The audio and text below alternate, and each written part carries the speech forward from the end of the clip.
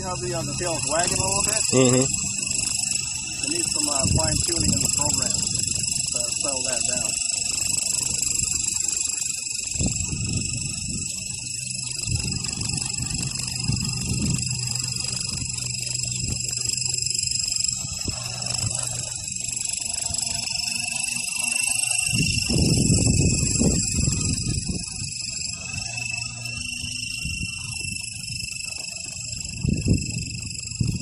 How long is each flight?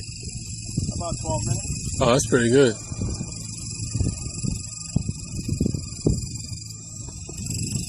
And whenever the wind is really turbulent, you'll actually notice the turbulence in the helicopter too. It'll kind of bounce up and down. You want to give it a shot? Sure.